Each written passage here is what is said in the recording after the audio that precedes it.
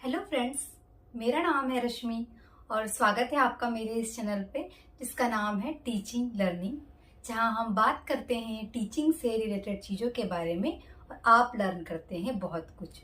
जैसा कि आप सभी जानते हैं कि मेरे इस चैनल पर मैं स्पेशली बात करती हूँ इग्नू से रिलेटेड अलग अलग कोर्सेज के बारे में, और जिसमें हम स्पेशली बात करते हैं एक एनटीटी कोर्स है जिसे हम बोलते हैं ईसीसी कोर्स या डीईसी, है ना, diploma in early childhood care and education. ये इग्नू से होने वाला एक डिप्लोमा कोर्स है जो 1 साल के ड्यूरेशन में कंप्लीट हो जाता है। तो जो मेरे पुराने स्टूडेंट्स हैं जिन्होंने ऑलरेडी सब्सक्राइब किया हुआ है चैनल, जो मुझे फॉलो कर रहे हैं, वो तो सब जानते ही होंगे मेरे बारे में, लेकिन जो नए हैं तो उनसे रिक्वेस्ट है कि अगर आप टीचिंग से रिलेटेड अलग अलग कोर्सेज के बारे में तैयारी कर रहे हैं या इंफॉर्मेशन चाहते हैं, जैसे कि pre primary teacher, primary teacher, trained graduate teacher और पोस्ट ग्रेजुएट टीचर, किसी भी डिपार्टमेंट में या किसी भी अलग अलग संस्था में, प्राइवेट हो सकती है, एनवीएस, केवीएस, ईएमआरएस और किसी भी स्टेट की, तो आप जरूर मेरे चैनल को सब्सक्राइब करिए और इंस्टा पे मुझे फॉलो करिए ताकि आपकी प्रिपरेशन बहुत ही अच्छे से, आराम से और फ्री में हो जाए। ठीक है, क्योंकि मार्केट पे बहुत महंगे महंगे कोर्सेज हैं, हर बच्चा अफोर्ड नहीं कर सकता है, तो उनके लिए हम आसानी से क्या करते हैं कि ये चैनल बनाया हुआ है जिसमें उनकी इजीली हेल्प हो जाए। तो स्टूडेंट्स शेयर भी करिएगा अपने उन स्टूडेंट्स को जो टीचर बनना चाहते हैं, जो टीचिंग की फील्ड में अपने आप को आगे लेके जाना चाहते हैं, तो उनकी हेल्प होगी और हम उनके साथ मिलके उनके लक्ष्य की प्राप्ति में या उनके एम तक पहुंचने में उनकी हेल्प करें। स्पेशली हम बात करते हैं आज उन स्टूडेंट्स की जो मुझे बार बार कमेंट कर रहे थे कि मैम आपने असाइनमेंट्स के बारे में सारी इन्फॉर्मेशन दी, Hindi medium, English medium, DC 1, DC 2, DC 3 और आपने डीसी 4 का जो प्रोजेक्ट है उसका भी हिंदी मीडियम के बारे में बता दिया है। वैसे तो मैंने इंग्लिश मीडियम वालों को बताया है, बट बच्चे चाह रहे थे कि मैम आप दिखा दीजिए कि कैसे कैसे फेज 1 होता है, किस टाइप से लिखना होता है, फेज 2 में किस टाइप से लिखना होता है, फेज 3 में किस टाइप से लिखना होता है। तो ये सारी चीजों को मैं आपको बताऊं, इसके लिए आप क्या करिएगा, लास्ट तक मेरे वीडियो को देखिएगा, लास्ट तक आपके सारे कॉन्सेप्ट्स क्लियर हो जाएंगे। उसके पहले मैं फिर से, जैसे हर बार मैं आपको इन्फॉर्मेशन देती हूँ कि डीसी में किन किन स्टेप से आपको गुजरना होता है, क्योंकि कुछ स्टूडेंट्स ऐसे होते हैं जो ये वीडियो मेरा पहली बार देख रहे होते हैं, फिर वो कमेंट करते हैं मैम ये भी बता दीजिए, मैम वो भी बता दीजिए, क्योंकि उन्होंने प्रीवियस वीडियोस देखे हुए नहीं होते हैं। तो उनका भी थोड़ा सा कॉन्सेप्ट क्लियर हो जाए, तो उनके लिए चलिए मैं थोड़ी सी इन्फॉर्मेशन दे देती हूँ डीसी की, है ना। डीसी एक डिप्लोमा कोर्स है जो इग्नू से होता है। ये एक ऐसा कोर्स है जिसको करके आप प्री प्राइमरी टीचर, है ना, प्ले ग्रुप में जो बच्चों को पढ़ाने के लिए टीचर एलिजिबल होता है, उसके लिए, जैसे बोलेंगे नर्सरी टीचर ट्रेनिंग, है ना, ये ट्रेनिंग इसका नाम ही है, तो उसके लिए आप एलिजिबल हो जाएंगे। तो क्या मैम 1 साल का कोर्स वैलिड होता है? बिल्कुल होता है।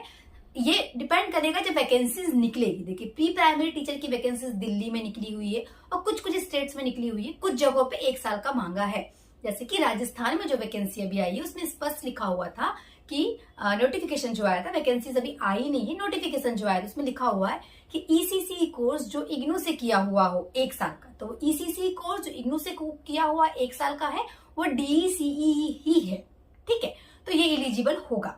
ऐसी अदर स्टेट्स में अगर अब वैकेंसी आएगी, और डेफिनेटली आएगी, क्योंकि नेशनल एजुकेशन पॉलिसी जो 2020 आई थी उसमें अलग से फाउंडेशन कोर्स को प्राथमिकता दी गई है, जो है प्री प्राइमरी टीचर। तो हर स्टेट्स में जो स्कूल से वहां प्री प्राइमरी टीचर के लिए अलग से वैकेंसीज आ रही है। जैसे मध्य प्रदेश में 5000 पोस्ट जो सैंक्शन हो गई हैं स्कूल्स में, जो प्री प्राइमरी टीचर्स के क्लासरूम्स प्रिपेयर हो रहे हैं, इंफ्रास्ट्रक्चर तैयार हो रहा है, वैकेंसीज के नोटिफिकेशन आ गए हैं, वैकेंसीज भी आएगी। अब डिपेंड करता है कि मैम मांगेगा क्या 1 साल का। देखिए, अगर 1 साल का मांगता है तो आप वैलिड होंगे डेफिनेटली। कुछ बच्चों को प्रॉब्लम थी कि मैडम केवीएस में 2 साल का मांग रहा है। देखिए, कॉन्ट्रेक्चुअल में 2 साल का मांग रहा है, केवीएस में अभी तक कहीं पर भी बाल वाटिकाज में परमानेंट टीचर की भर्ती नहीं हुई है। जब वैकेंसीज आएगी, इट मींस जब नोटिफिकेशन आएगा, तब हम देखते हैं कि क्या होगा। चलिए, आप कुछ बच्चों को प्रॉब्लम, मैम और भी कोई कोर्स है क्या? यस, डेफिनेटली है। अगर आप इग्नू से चाहें तो पोस्ट ग्रेजुएशन वाला कोर्स भी कर सकते हैं 2 साल का, जिसे PGDCF ऐसा कुछ है नाम है, आप एक बार कंफर्म कर लीजिएगा, देख लीजिएगा। तो ऐसा पोस्ट ग्रेजुएशन कोर्स भी है एनटीटी वाला, नर्सरी टीचर ट्रेनिंग का, तो वो भी आप इग्नू से कर सकते हैं। वो 2 साल का पोस्ट ग्रेजुएशन वाला कोर्स है। ठीक, जो चाहते हैं कि बाल वाटिका के टीचर बनना है तो वो कोर्स कर सकते हैं। डेट अभी भी है इग्नू में एडमिशंस की, 30 तारीख तक है, सितंबर 30 तक। तो आप ले सकते हैं अलग अलग कोर्सेज में एडमिशन। डीईसी जो इग्नू से होता है, साल में 2 बार एडमिशन होते हैं, जनवरी सेशन में, जुलाई सेशन में। ठीक, 1 साल का कोर्स होता है। जिन्होंने जनवरी में एडमिशन लिया है उनके दिसंबर में एग्जाम हो जाते हैं, और जिन्होंने जुलाई में एडमिशन लिया है उनके जून में एग्जाम हो जाते हैं। ठीक, क्लियर। इस कोर्स के दौरान हमें किन किन चरणों से होके, how many steps are there, किन किन स्टेप्स से होके हमको गुजरना होता है, वो मैं आपको समझा देती हूँ। आपने फॉर्म भरा, आपको एक कंफर्मेशन मेल या मैसेज आता है जिसमें आपका कंफर्म हो जाता है कि आपका जो एडमिशन है वो कंफर्म हो गया है। आपको एनरोलमेंट नंबर प्रोवाइड करता है 10 डिजिट का। इसका यूज, ये आपको मैसेज आता है, तुरंत नहीं आता, कभी 1 महीने 2 महीने के अंदर आता है। ठीक, परेशान मत होइएगा, जिन्होंने अभी एडमिशन लिया है आ जाता है। इसके बाद स्टडी मटेरियल के लिए अगर आप पैसे दिए हैं तो घर में स्टडी मटेरियल आएगा 2 से 3 महीने के अंदर। नहीं तो आप इग्नू ई कंटेंट एप्लीकेशन, जो एक प्ले स्टोर पे फ्री है, वहां से डाउनलोड करके, ऐप डाउनलोड करके बुक्स वहां सारी अवेलेबल है फ्री में। ये हो गया स्टडी मटेरियल का। तीसरी चीज, आई कार्ड। आप अपने एनरोलमेंट नंबर का यूज करके अपना आई कार्ड डाउनलोड कर लीजिए। इसके बाद असाइनमेंट्स। तो जनवरी सेशन, जुलाई वाले सेशन के बच्चों के लिए असाइनमेंट्स के क्वेश्चन एक साथ आते हैं। आपको क्वेश्चन डाउनलोड करके आंसर्स लिखना है। 3 फाइल बनाना है, DEC 1, DEC 2 और DEC 3 की असाइनमेंट्स की, जिनको आपको लिख के आपको स्टडी सेंटर में जमा करना होता है। हिंदी मीडियम वाले हिंदी मीडियम में, इंग्लिश मीडियम वाले इंग्लिश मीडियम में। नेक्स्ट स्टेप होती है प्रोजेक्ट की। प्रोजेक्ट आपको दिल्ली मैदान गढ़ी वाले एड्रेस पे भेजना होता है।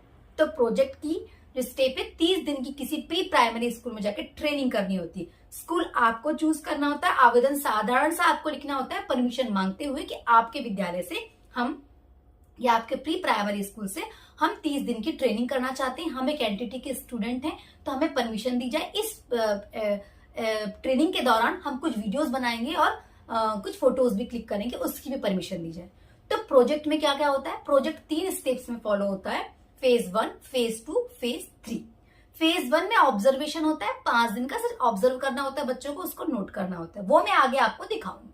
ठीक, फेज 2 होता है। फेज 2 को मैं 2 पार्ट में डिवाइड करती हूँ, पहले के 10 दिन, दूसरे 10 दिन, है ना, 20 दिन का होता है फेज 2। तो पहले के जो 10 दिन होते हैं, हर दिन में आपको एक एक एक्टिविटी करना होती है। उसके बाद के जो 10 दिन होते हैं, वहां आपको हर एक दिन 2-2 एक्टिविटी करनी होती है। ये भी पूरा लिखना होता है। ऐसे 30 एक्टिविटी होती है। ठीक, एक्टिविटी आपकी स्टार्ट होती है 6वें दिन से लेके 25 दिन तक। ठीक, तो यहाँ आपकी 30 एक्टिविटी होंगी। लास्ट के 5 डेज इट मीन्स फेज 3। 5 जो लास्ट के दिन बचे हुए हैं, उन 5 दिनों में आपको हर दिन 3 से 4 एक्टिविटी करानी होती है। अगर आप 3-3 एक्टिविटी कराते हैं तो 15 एक्टिविटी आपके फेज 3 में होगी।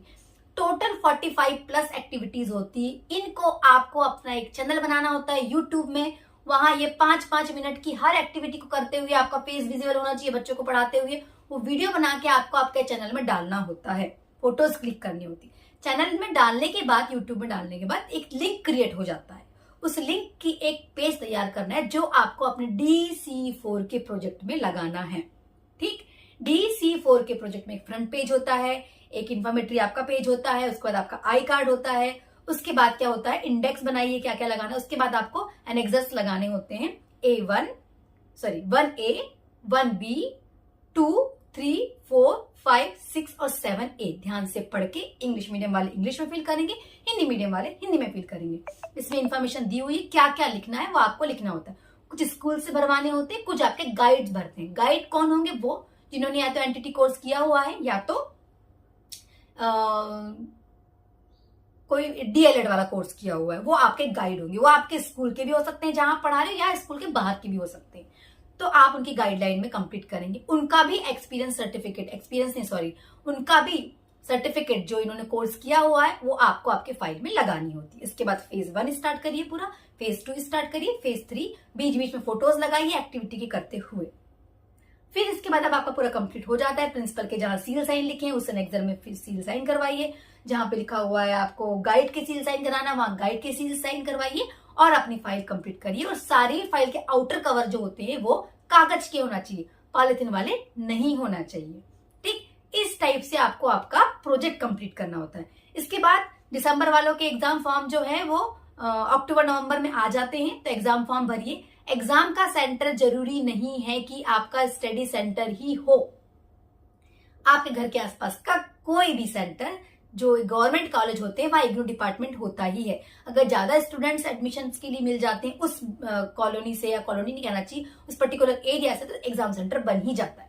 तो बच्चों को अपने घर के आसपास ही एग्जाम सेंटर मिल जाता है। एग्जाम फॉर्म भरते टाइम इस बात का ध्यान रखिएगा। आप किसी भी स्टेट से हो, आप कहीं बाहर भी रह रहे हो, लेकिन आप देख लीजिए आप जहां हैं प्रेजेंट टाइम पे, जैसे कि दिसंबर में एग्जाम होंगे या जून में, तो उस टाइम आप जहां पर भी रहेंगे उस टाइप से आप अपना एग्जाम सेंटर सेलेक्ट कर लीजिएगा, आपको वहीं आपका एग्जाम सेंटर मिल जाएगा।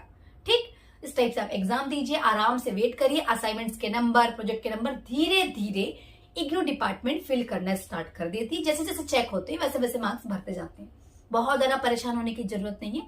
मार्क्स बहुत आसानी से इग्नू डिपार्टमेंट अपना बच्चों के मार्क्स चेक कर करके असाइनमेंट्स, प्रोजेक्ट, एग्जाम्स के फिल करते जाते हैं। आप इग्नू की वेबसाइट पे जाके रिजल्ट पे या ग्रेड कार्ड पे या असाइनमेंट स्टेटस पे चेक कर सकते हैं। तो ये सारी प्रोसेस हो गई। अब बहुत सारे बच्चों का मुझे कमेंट आ रहा था कि मैम थोड़ा इंग्लिश मीडियम के बच्चों का प्रोजेक्ट की डिटेल दिखा दीजिए। तो मैं अभी आपको दिखाने जाऊंगी कि जो प्रोजेक्ट है ना, डीईसी का जो प्रोजेक्ट है बच्चों का, वो कैसे कंप्लीट करेंगे हम। मतलब फेज 1 में क्या होगा, फेज 2 में क्या होगा, ये सब मैं अभी आपको दिखाने जा रही हूँ ताकि बच्चों को हेल्प हो जाए जो खुद से कर रहे हैं, है ना। दूसरी बात, जिन्हें बिल्कुल भी टेंशन नहीं लेना है तो देख लीजिए, बता दे रही हूँ मैं आपको, हम प्रोजेक्ट और असाइनमेंट बहुत कम चार्जेस में पीडीएफ के फॉर्म में प्रोवाइड करते हैं। साथ में वीडियोस प्रोवाइड करते हैं कि आपको असाइनमेंट्स कैसे बनाना है, आपको प्रोजेक्ट कैसे बनाना है, ये भी। और दूसरी बात, मेरे इसी चैनल पे, यूट्यूब चैनल पे, टीचिंग लर्निंग पे, मैंने सारा प्रिपरेशन कराया है डीईसी 1 के पूरे ब्लॉक्स की, डीईसी 2 के पूरे ब्लॉक की टॉपिक वाइज, और डीईसी 3 के पूरे ब्लॉक्स की। साथ में प्रीवियस ईयर पेपर्स की प्रैक्टिस भी कराई है।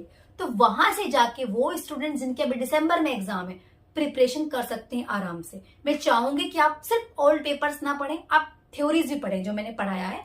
कुछ नहीं, आप अपने काम करते करते वीडियोस चला सकते हैं और तैयारी कर सकते हैं, क्योंकि नॉलेज होना जरूरी है, कॉन्सेप्ट क्लियर होना जरूरी है। जो आप कोर्स कर रहे हैं, हमने किस किस चीज के बारे में पढ़ा, मॉन्टेसरी का कॉन्सेप्ट दिया हुआ है ना, रविंद्रनाथ टैगोर ने टीचिंग के बारे में क्या बोला, महात्मा गांधी जी ने क्या बोला, न्यूट्रिशन के बारे में दिया हुआ, सारे विटामिन के बारे में दिया है, मिनरल्स के बारे में दिया है, माइक्रो न्यूट्रिएंट्स, मैक्रो न्यूट्रिएंट्स, इस सबके बारे में डिटेल में पढ़ाया है मैंने। सुनना है बस आपको, है ना। बच्चों के केयर कैसे करेंगे, सर्विस सेंटर्स कैसे चलाते हैं, किन किन बातों का ध्यान रखना होता है, कौन कौन सी योजनाएं गवर्नमेंट चला रही है, ये सब हम थ्योरी पढ़ेंगे तो हमें बहुत अच्छे से क्लियर होगा। क्योंकि थ्योरी पढ़ने पे आप अपने आप को बहुत नॉलेजेबल पर्सन बना सकते हैं। जब आप इस फील्ड में काम करेंगे, तो जब हमारे पास नॉलेज होता है तो नॉलेज को ध्यान में रखते हुए काम करते हैं। तो सिर्फ परीक्षा पास करना हमारा उद्देश्य नहीं होना चाहिए। मैं चाहूंगी कि फ्री में डले हुए हैं, कोई चार्जेस नहीं है उनका यूट्यूब में, तो आप जाके फ्रीली अपने काम करते करते सुनते रहिए, ताकि आपके सारे कॉन्सेप्ट क्लियर हो और आपको पता हो कि डीईसी 1 में क्या क्या दिया है, डीईसी 2 में क्या दिया है, डीईसी 3 में क्या दिया है, कौन कौन से कॉन्सेप्ट है, कौन कौन से पॉइंट्स है। इसके बाद आप पेपर में जाइए। पेपर में बहुत आसानी से प्रिपेयर कराया है मैंने। बार बार रिपीट होने वाले क्वेश्चंस आप देखेंगे जो हमेशा आते ही हैं पेपर में। 15-20 क्वेश्चन पेपर हैं, उनमें से छाट छाट के ही मतलब पूरे कराया है मैंने, उसी में से बार बार रिपीट हो जाते हैं क्वेश्चन। तो इस टाइप से आप फॉलो करिए ताकि आपकी तैयारी हो जाए। अब लास्ट बट नॉट लीस्ट, हम बताएंगे आज इंग्लिश मीडियम वाले स्टूडेंट्स को उनके डीईसी 4 प्रोजेक्ट की डिटेल दिखाऊंगी मैं भी आपको कि कैसे आपको क्या करना है, फेज 1 में क्या है, फेज 2 में क्या है और फेज 3 में क्या है। जो खुद से करना चाहते हैं, जो खुद से नहीं भी करना चाहते, हमसे लेके भी करना चाहते हैं, तो उनको भी थोड़ी गाइडेंस मिल जाएगी कि वो अपना डीईसी 4 का प्रोजेक्ट कैसे कंप्लीट करेंगे। तो लास्ट तक जुड़े रहिएगा और देखिएगा कैसे मैं आपको दिखा रही हूँ कि डीईसी 4 के फेज 1, फेज 2, फेज 3 कैसे लिखना है, how to write the steps of phase 1, phase 2 and phase 3। Let's see. चलिए दिखाते हैं आपको। ये डीईसी का प्रोजेक्ट है, diploma in early childhood care and education, project work DEC 4, है ना। Today I am telling you about the project of DEC in English medium. ठीक, इंग्लिश मीडियम का बता रही हूँ मैं आपको, है ना। ध्यान से देखते जाइएगा। नाम क्या है इसका, working with young children in a child care sitting. ठीक, आप अपना नाम, प्रोग्राम कोड, जो भी चीज़ डालना है, ये पेजेस मैंने एक्स्ट्रा लगाए, आपको ये सब लगाना है तो लगाइए, नहीं लगाना है तो मत लगाइए, चाहे तो लगा लीजिएगा। ठीक है, ये सारी इन्फॉर्मेशन है। इसके बारे में थोड़े कुछ कुछ पेजेस वगैरह हैं, ये सब चीज़ें लगाना है तो लगा लीजिएगा। ठीक, इसके बाद ये इंडेक्स है, इस टाइप से आपको इंडेक्स बनाना है। Date of the activity plan report, यहाँ पर डेट डालेंगे। किसी प्री प्राइमरी स्कूल में जब ट्रेनिंग करेंगे तो किस दिन से आपने स्टेप्स फॉलो किया, तो फेज़ 1 के 5 दिन है ना, ये लिखिएगा। पेज नंबर डालिएगा जो आपने अपने फाइल में आगे लगाया है और पेज नंबर डाला है। ठीक, ऐसे ही फेज़ 2, देखिए मैंने आपको बताया कि फेज़ 2 में कितनी एक्टिविटीज़ होंगी। पहले मैंने आपको 30 एक्टिविटीज़ दिख रही हैं आपको, 30 एक्टिविटीज़ है ना। तो पहले जो 10 एक्टिविटी है ना, ये 10 दिन तक होंगी। ठीक, समझ में आ रहा, ये पूरी एक्टिविटी 10 दिन तक होंगी। लेकिन नीचे की जो एक्टिविटीज़ हैं 11 से जो शुरू होगी है ना, तो 11-12 एक दिन में होगी, 13-14 एक दिन में होगी, 15-16 एक दिन में होगी, 17-18 एक दिन में होगी, 19-20 एक दिन में होगी, 21-22 ऐसे एक दिन में 2-2 एक्टिविटी होंगी। ऐसे अगले 10 दिन में आप 20 एक्टिविटी, टोटल फेज़ 2 में 30 एक्टिविटी आपकी हो जाएंगी। अब फेज़ 3 में आइए। फेज़ 3 में क्या करना है, देखिए हमने पहले दिन में जो एक्टिविटी है वो 4 किया है ना। तो आप जितनी एक्टिविटी आपको करना है, जैसे मंडे से शुरू कर दिया है ना, 5 दिन का प्लान है, तो एक्टिविटी हमने 4-4 की है। उसकी report activity plan 1 2 3 4, report of the activity 1 2 3 4 है ना। ऐसे ट्यूसडे के दिन हमने 3-3 एक्टिविटी की है ना। ट्यूसडे के दिन देन वेडनेसडे को भी 3 एक्टिविटी की, थर्सडे को 3 एक्टिविटी की, फ्राइडे को भी। ठीक, फ्राइडे को भी, ऐसे 5 दिन हो गए। एनेक्सर्स कौन कौन से लगाना है देख लीजिए। 1A 1B 2 3 4 5 6 7A, ये आपको DC4 की बुकलेट में मिल जाएगा, वहाँ से प्रिंट निकाल लेना है आपको। ठीक, अब फेज़ 1 लिखना स्टार्ट करते हैं है ना। तो मेकिंग ऑब्जर्वेशन, फेज़ 1 में आपको सिर्फ ऑब्जर्व करना है जाके। तो हम लिखेंगे कैसे भाई, ऑब्जर्वेशन करेंगे तो देखते जाइए ध्यान से। ऐसे लिखना है, फेज़ 1 डे 1, 8 बजे आप गए, 8 से 15 बजे बच्चों का आने का टाइम हुआ। उस टाइम हम क्या करते हैं, childrens arrive at pre school, teachers welcome them will a warm greeting, helping them feel comfortable and secure. ठीक, तो ये आपको ऐसा लिखना है। और क्या इसके बाद का टाइम कि 8:45 AM to 9 AM circle time. इस टाइम क्या करते हैं, gathered in the circle for morning song, stories and discussions. ठीक है, जो भी हमारे स्कूल का प्लान, जिस भी स्कूल में आप जो भी कर रहे हैं जिस टाइम पे, वो आपको टाइम शेड्यूल यहाँ लिख के इस टाइप से चीज़ों को यहाँ पे लिखना है। फिर 9 बजे से लेकर 10 बजे तक लर्निंग सेंटर्स होगा, उस टाइम क्या करा रहे हो आप है ना, वो लिखना है। ठीक, rotate through the various learning centres such as art करा दिया आपने है ना, प्ले कराया, ब्लॉक कराया, जो भी कराया वो लिखना है। फिर 10 बजे तक 10-15 में स्नैक्स टाइम होगा, उसके बारे में लिखना है। ठीक, फिर 10-15 से लेके 11 बजे तक आपने क्या आउटडोर प्ले कराया, तो head to the playground for physical activity and outdoor fun, जो भी आपने कराया वो लिखना है। यहाँ मैं अपने प्लान के हिसाब से बता रही हूँ कि मैंने क्या क्या करवाया है ना, या मेरी जो फाइल बनी है या जो मैंने PDF प्रिपेयर किया है आप लोगों के लिए, उसमें मैंने क्या लिखा है, तो इस टाइप से मैं आपको बता रही हूँ। फिर 11 बजे से लेकर 11:30 तक ग्रुप एक्टिविटी, उसमें आपने क्या ग्रुप एक्टिविटी कराया वो लिखना है। हर दिन अलग अलग टाइप की एक्टिविटीज़ होंगी, इसका ध्यान रखिएगा। 11:30 से लेकर 12 बजे तक लंच टाइम पे बच्चे खाना वाना खाएंगे, जो भी है। टाइमिंग देख लीजिएगा, किसी किसी प्री प्राइमरी स्कूल का 3 घंटे का टाइम होता है, कहीं 3.5 घंटे का होता है, तो उसके अकॉर्डिंग आपको टाइम को लिखना है। 12 बजे से लेकर 12:15 तक फिर क्वाइट टाइम। इस टाइम क्या करना है कि बच्चे एक एक्टिविटी से दूसरी एक्टिविटी में क्या करते हैं, ट्रांसफ़र करते हैं, इनको ट्रांजिशन टाइम भी बोलते हैं। ठीक, तो ये सारी चीज़ें आप कराएंगे। फिर 12:15 से लेके 12:30 तक स्टोरी टाइम, जो भी आप देख लीजिए है ना, टाइम एंड जो भी आपका जो भी करा रहे हैं स्कूल में वो सब लिखना है। इसके बाद ऑब्जर्वेशन, हर एक टाइम इंटरवल का ऑब्जर्वेशन और एनालिसिस ऐसा टेबल बना के आपको लिखना है हर टाइम। जो ऊपर आपने लिखा है ना, अभी ये जो सारी चीज़ जो ऊपर आपने लिखा है, इन सब को यहाँ पे आप ऑब्जर्वेशन क्या किए और उसका एनालिसिस क्या हुआ, ये आपको लिखना है। तो ऐसे हम लिखते हुए चलेंगे, देख लीजिए ये टेबल बनाते हुए। ऐसा डे 1 का है, ऐसे ही आपको डे देख लीजिए, पहले ये डे 1 का है ना, फिर इसका लास्ट में आपको कंक्लूजन लिखना है ना, एक पैराग्राफ में लिख लिया आपने। डे 2 आ गया, सेम ऐसे ही डे 2 भी है, देख लीजिए फेज़ 1 का डे 2 सेम प्रोसेस फॉलो करेंगे हम, सेम। जिन बच्चों को यहीं से लिखना है तो वो पॉज कर करके लिख सकते हैं है ना, कंक्लूजन। फिर आ गया डे 3, ऐसे ही डे 4, डे 5 सेम है ना। एक्टिविटीज़ चेंज होते रहेंगी, इस बात का ध्यान रखिएगा। ठीक, ये आ गया आपका पूरा खत्म हो गया phase 1। Now come to the phase 2। Phase 2 है organising activities sessions with the children. आपको बच्चों के साथ एक्टिविटी अरेंज करना है, जो मैंने आपको पहले ही बताया कि 10 दिन में एक एक एक्टिविटी करेंगे। देखिए डे 1 आप डेट डाल देंगे, ठीक। Activity plan for the children, अब क्या एक्टिविटी प्लान किया आपने, देखिए यहाँ फर्स्ट में बता दे रही हूँ क्या एक्टिविटी की इन्होंने। To organise an activity to foster physical and gross motor development, I shall carry out one activity in this session. इसमें हम ऐसी एक्टिविटी कराएंगे जहाँ बच्चे फिजिकल एक्टिविटी करेंगे, जहाँ पे ग्रॉस मोटर स्किल्स बच्चों की डेवलप होगी। तो गोल क्या है आपका इसमें, हमारा गोल है कि to develop gross motor skills of the children, है ना। बच्चों की ग्रॉस मोटर स्किल्स कौन से होते हैं ग्रॉस मोटर स्किल्स, बॉडी के बड़े बड़े पार्ट, हाथ पैर, ये सारी चीज़ें। कंटेंट ऑफ द एक्टिविटी देख लीजिए, है ना। हॉप स्टिक्स करवाना है, ग्रिड कर, जो भी आप करवाएंगे वो सारी चीज़ें यहाँ लिखेंगे। जो मैंने लिखा है बताया, वो ज़रूरी नहीं कि आप यही करें, कुछ और स्क्वायर में खड़े कर दीजिए, पेडल्स कर, जो भी आपको करवाना है, जंपिंग करा दीजिए, हॉपिंग करा दीजिए, ये सारी चीज़ें। मटेरियल क्या क्या ज़रूरत पड़ेगी आपको, मार्किंग टेप और पेबल्स, जो भी आपको, आप ज़रूरी नहीं ये एक्टिविटी कराए, तो जो आपको पर्टिकुलर एक्टिविटी कराने के लिए मटेरियल की ज़रूरत पड़ेगी वो लिखेंगे, और रिपोर्ट ऑफ द एक्टिविटी। ऐसे ही पूरा आपको, फिर डे 2 में आ जाएंगे आप, ऐसे ही डे 1 डे 2 डे 3 सब, ठीक। तो 10 दिन तक तो हम लगातार एक एक एक्टिविटी कराएंगे, ठीक। ये देखिए 10वां दिन आ गया।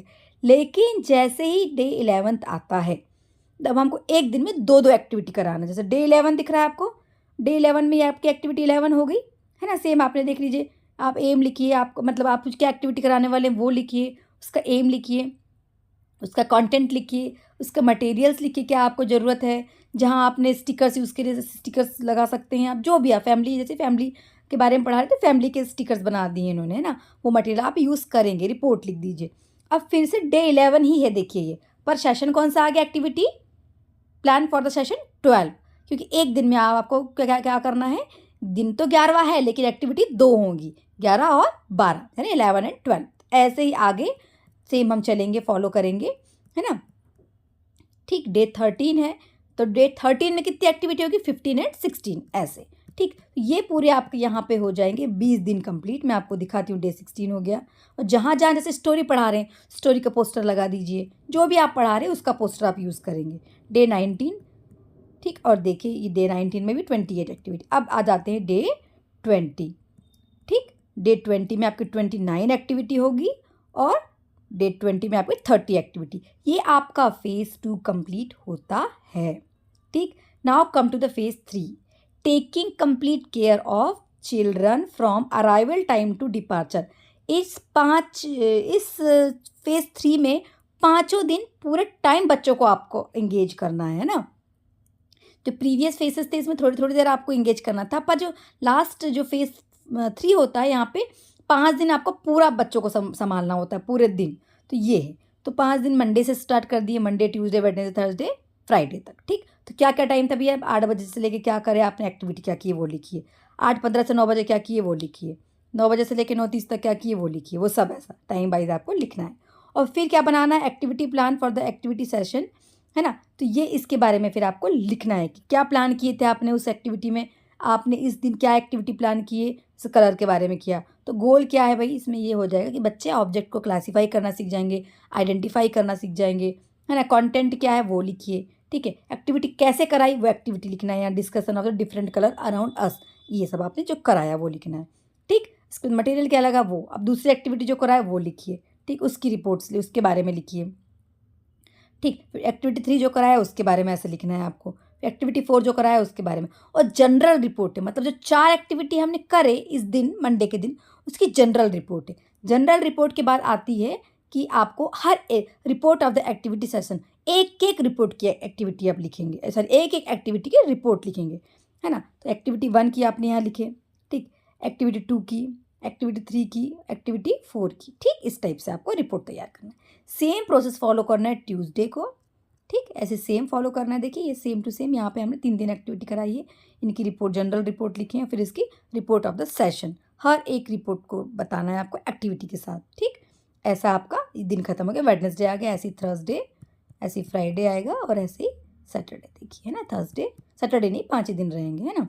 तो और ज़रूरी नहीं है कि ये आपके 1 तारीख से स्टार्ट करना, आप किसी भी तारीख से स्टार्ट कर सकते हैं भाई, किसी भी डे से स्टार्ट कर सकते हैं। ध्यान इतना रखना है कि 30 दिन होना चाहिए ट्रेनिंग के, ठीक। ऐसे आपका भाई ये कंप्लीट हो जाएगा DEC4 का प्रोजेक्ट। आई होप आपको समझ में आ गया होगा। आई होप स्टूडेंट्स, जो इंग्लिश मीडियम वाले स्टूडेंट्स हैं उन्हें समझ में आया होगा कि DEC4 का प्रोजेक्ट जो है हमें कैसे कंप्लीट करना है ना। ध्यान से देखा होगा आपने, नहीं देखे हैं तो वीडियो को स्लो मोशन में करके पॉज करके ध्यान से देखिए। इनको फॉलो करते हुए आप अपना DEC4 का प्रोजेक्ट कंप्लीट कर सकते हैं। उम्मीद है आपको ये मेरा वीडियो पसंद आया होगा, मेरी इन्फॉर्मेशन पसंद आई होगी। आप मेरे चैनल को लाइक करिए, शेयर करिए, सब्सक्राइब करिए और जुड़े रहिए मेरे साथ, ताकि आप और हम मिलके बदलते हुए हमारे भारत देश के इस एजुकेशन सिस्टम में अपना योगदान देके हमारे देश का विकास करें। Thank you so much.